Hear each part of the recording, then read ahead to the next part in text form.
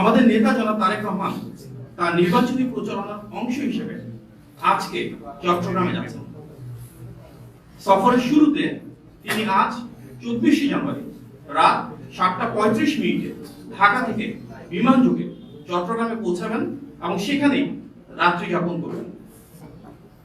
আগামীকাল অর্থাৎ 25শে জানুয়ারি সকাল 9:30 স্থানীয় একটি হোটেলে তিনি বিভিন্ন বিশ্ববিদ্যালয়ের 300 জন শিক্ষার্থীদের নিয়ে ইউথ পলিসি টকে অংশগ্রহণ করবেন।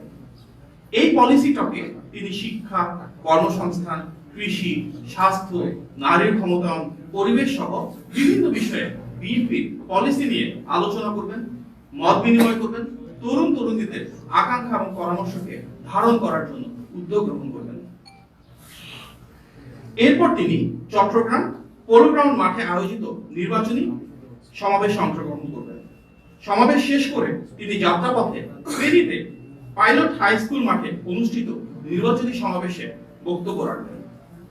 তারপর তিনি কুমিল্লায় যথাক্রমে 14 গ্রাম হাই স্কুল মাঠ, সোয়াগাজী ডিগবাজির মাঠ এবং দাউদকান্দি উপজেলার কেন্দ্রীয় ঈদগাহ মাঠে 3টি পৃথক নির্বাচনী সমাবেশে অংশগ্রহণ করবেন, বক্তব্য রাখবেন। এরপর যাত্রাপথে তিনি নারায়ণগঞ্জের কাঁচপুর বালুর মাঠে নির্বাচনী সমাবেশে যোগদান করবেন। দিনভর কর্মসূচি শেষে জনাব তারেক রহমান ঢাকার গুলশানে তার নিজস্ব বাসভবনে রাতের বেলা পৌঁছাবেন। সিলেট সফরের মতন এই সফরেও বিএনপির বিভিন্ন অঙ্গ ও সহযোগী সংগঠন সমূহের ত্যাগী নেতৃবৃন্দের একাংশ ওনার সফর সঙ্গী হবেন। প্রিয় সাংবাদিক ভাই ও বোনেরা, এবার আমি আপনাদের একটি চমকপ্রদ বিষয় অবহিত করতে যাচ্ছি। আপনারা অবগত আছেন যে বিএনপির উদ্যোগে আয়োজিত আমার ভাবনায় বাংলাদেশ জাতীয় রিলস মেকিং প্রতিযোগিতা আয়োজন করা হয়েছিল। উক্ত প্রতিযোগিতার বিজয়ীদের সঙ্গে একান্ত আলাপের উদ্দেশ্যে meet and greet with Tarique Rahman অনুষ্ঠিত হতে যাচ্ছে আজকে দুপুর 2টায় আমাদের এখান থেকে খুব কাছে গুলশানের বিচারপতি শাহাবুদ্দিন পার্কে। বিএনপি চেয়ারম্যান জনাব তারেক রহমান এই প্রতিযোগিতার বিজয়ীদের সঙ্গে সেখানে বসবেন, আলাপ আলোচনা করবেন, মত বিনিময় করবেন। আরো অংশ নেবেন তার কন্যা ব্যারিস্টার জাইমা রহমান। ইতিমধ্যেই যিনি বাংলাদেশের নীতি প্রণয়নের বিভিন্ন কর্মসূচিতে অংশগ্রহণ করা শুরু করেছেন, তরুণ প্রজন্মের আশা আকাঙ্ক্ষাকে প্রতিফলিত করছেন। আগামী বাংলাদেশ নিয়ে জনগণের ভাবনা ও প্রস্তাবকে রাষ্ট্র গঠনের প্রক্রিয়ায় যুক্ত করার লক্ষ্যে ফ্যামিলি কার্ড, কৃষক কার্ড সহ 11টি বিষয়ের উপর 1 মিনিটের রিলস বানানোর যে প্রতিযোগিতা শুরু হয়েছিল, সেখানে দেশব্যাপী প্রায় 2,500-এর উপর খুব ক্রিয়েটিভ বেশ কিছু সাবমিশন হয়েছিল। এই প্রতিযোগিতার মধ্য থেকে জনমতের উপর ভিত্তি করে যেখানে 30% মার্ক ছিল এবং একটি আলোকিত জুরি বোর্ড ছিল যাদের 70% মার্ক ছিল, তার আলোকে 10 জনকে বিজয়ী নির্বাচিত করা হয়েছে।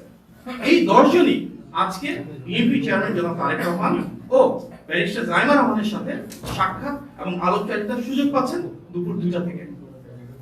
আপনাদেরকে সেখানে থাকবার জন্য আমন্ত্রণ জানাচ্ছি। আপনারা নিশ্চয়ই অবগত আছেন যে বিএনপি দেশের নাগরিকদের সঙ্গে সরাসরি যোগাযোগ জোরদার এবং নির্বাচন সংক্রান্ত আইন, বিধিমালা ও নির্দেশিকা সম্পর্কে তথ্য দেওয়ার পাশাপাশি ভোটারদের অভিযোগ, পর্যবেক্ষণ ও গঠনমূলক মতামত গ্রহণের উদ্দেশ্যে বিএনপির পক্ষ থেকে ইলেকশন হটলাইন 16543 এবং নতুন একটা হোয়াটসঅ্যাপ হটলাইন যেটি নাম্বার 01806-977-577। আমি আবার বলছি, সরাসরি যেটা হটলাইন ফোন করার জন্য সেটা হচ্ছে 16543 আর হোয়াটসঅ্যাপের জন্য 01806-977-577। সেখানে যোগাযোগ করার সুযোগ রয়েছে। শহর ও গ্রাম সহ পুরো দেশব্যাপী সকল নাগরিককে সম্পৃক্ত করে একটি স্বচ্ছ, গ্রহণযোগ্য এবং নাগরিক বান্ধব নির্বাচন পরিচালনা এবং পরিবেশ গড়ে তোলাই আমাদের মূল লক্ষ্য। ইতিমধ্যে এই হটলাইনের মাধ্যমে অসংখ্য মানুষ যোগাযোগ করেছেন, বিভিন্ন বিষয়ে সমাধান পেয়েছেন। হটলাইন থেকে জানতে পারা একটি বিষয়ে আপনাদের দৃষ্টি আকর্ষণ করতে যাচ্ছি। একটি প্রতারক চক্র বিতর্ক সৃষ্টির লক্ষ্যে ফ্যামিলি কার্ড ও কৃষক কার্ড দেওয়ার নামে কিছু কিছু জায়গায় টাকা চাচ্ছে। বিএনপি চেয়ারম্যান জনাব তারেক রহমানের নারীর ক্ষমতায়ন এবং কৃষকের সমৃদ্ধির জন্য ফ্যামিলি কার্ড ও কৃষক কার্ড প্রদানের যে পরিকল্পনা ইতিমধ্যে তা দেশব্যাপী আলোচিত হয়েছে সমাদৃত হয়েছে। বিএনপি যদি জনগণের ভোটে রাষ্ট্র পরিচালনার দায়িত্ব পায়, ইনশাল্লাহ তখন সম্পূর্ণ বিনামূল্যে এবং যথাযথ ব্যক্তিদের হাতে রাষ্ট্রীয় উদ্যোগে এই কার্ডগুলো পৌঁছে দেওয়া হবে। যদি কেউ এই বিষয়ে কোনো অসাধু উদ্দেশ্য হাসিলের চেষ্টা করে, সেক্ষেত্রে আপনারা আমাদেরকে অবহিত করবেন এবং অবশ্যই আইন শৃঙ্খলা বাহিনীর শরণাপন্ন হবেন। আজকের এই সংবাদ সম্মেলনে উপস্থিত হওয়ার জন্য, ধৈর্য সহকারে আমাদের কথা শোনার জন্য ধন্যবাদ। আমরা আশা করছি দুইটায় আমাদের যে অনুষ্ঠান শাহাবুদ্দিন পার্কের কাছে, সেখানে আপনারা অনেকেই থাকবেন। আপনাদের সবাইকে আন্তরিক কৃতজ্ঞতা। আসসালামু আলাইকুম।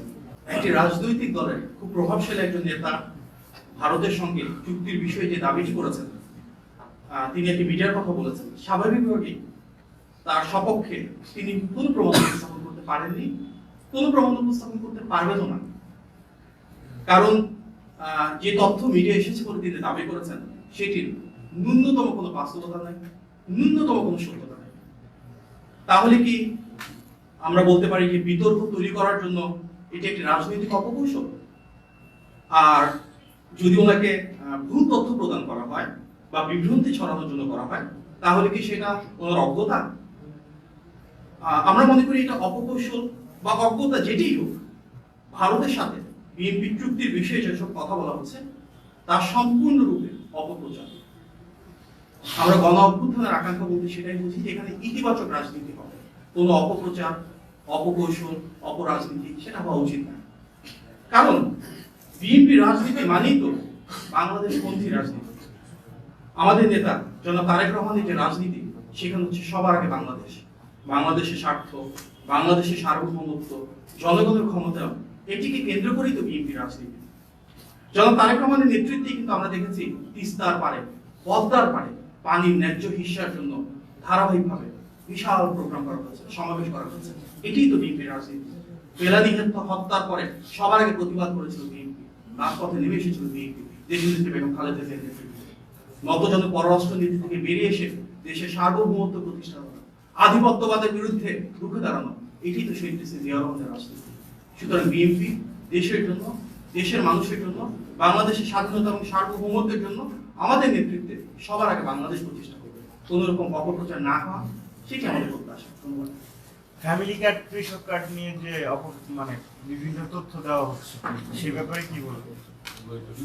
আমরা তো বলেছি ফ্যামিলি কার্ড বা কৃষক কার্ডের নামে যদি কেউ কোনো টাকা পয়সা চান কোথাও, সেটা একেবারে অনাকাঙ্ক্ষিত, এবং এটি যদি এই কার্ডগুলোকে বিতর্কিত উপার্জনিত করে থাকেন, সেটা অপ্রত্যাশিত। মানে ভুয়া হবে না এরকম যে আলাপ দিচ্ছে অনেকে, না করতে প্রশ্নই ওঠে না। বাংলাদেশের ইতিহাসে কৃষি বিপ্লব করা হয়েছিল শহীদ প্রেসিডেন্ট জিয়া রহমানের হাত ধরে। খাল খনন কর্মসূচি হয়েছিল ওনার সময়। সবচেয়ে বেশি কৃষক হতে পারে প্রান্তিক, ক্ষুদ্র, মাঝারি, বৃহৎ, প্রত্যেকের ভাগ্যের পরিবর্তন হয়েছিল শহীদ প্রেসিডেন্ট জিয়া রহমানের সময়। আজকে আমরা কৃষক কার্ড আমাদের নেতা জনাব তারেক রহমানের মাধ্যমে ওনার নেতৃত্বে উপস্থাপিত হয়েছে। ইনশাআল্লাহ অবশ্যই বিএনপি রাষ্ট্র পরিচালনা সেটি কার্যকর করা হবে। শুধু বাংলাদেশ না, সারা বিশ্বে নারীর ক্ষমতায়নের জন্য সবচেয়ে বড়, সবচেয়ে সমাদৃত যিনি রাষ্ট্রনায়ক, তিনি কিন্তু দেশের নেত্রী বেগম খালেদা জিয়া।